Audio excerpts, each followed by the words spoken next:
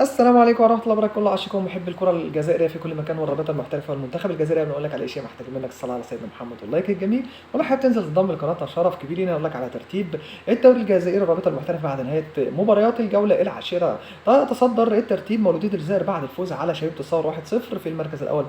بال 19 نقطة، من خلفه في المركز الثاني مولودية وهران ب 17 نقطة، اولمبيك اوجبو في المركز الثالث ب 17 نقطة، شبيبة الصفر في المركز الرابع ب 16 نقطة، شبيبة القبائل في المركز الخامس بعد الفوز على مولودية البيض 4-1 بال 15 نقطة، وليه مباراتين مؤجلتين. شباب بلوزداد أيضا ليه مباراتين مؤجلتين في المركز السادس ب 13 نقطة، اتحاد الجزائر ليه مباراتين مؤجلتين في المركز السابع ب 13 نقطة، مستقبل الرويسات في المركز الثامن ب 13 نقطة، نجم بن عكنون في المركز التاسع ب 13 نقطة، نادي القسنطيني في المركز العاشر ب 12 نقطة، اتحاد خنشلة في المركز ال 11 نقطة، اولمبي الشلف في ال 12 10 نقاط، ووفاق سطيف ليه مباراة مؤجلة في المركز 13 10 نقاط، ترجي مستينا في ال 14 8 نقاط، اتلتيك برادو في ال 15 7 نقاط، ومولودية البيض في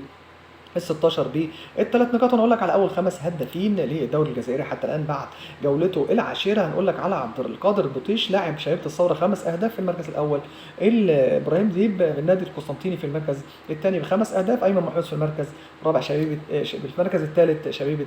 القبائل 4 اهداف، مولاي عبد الرازق 4 اهداف في المركز الرابع، مولودية وهران مروان رزوقي لاعب وفاق سطيف في 4 اهداف في المركز الخامس. ده كان ترتيب الدوري الجزائري بعد نهايه الجوله العاشره. لو عجبك الفيديو بتاعنا ما تنساش بقى اللايك بعد الصلاه على سيدنا محمد، هنجيب لك كل ما يخص رابطه المحترفه والمنتخب الجزائري الحبيب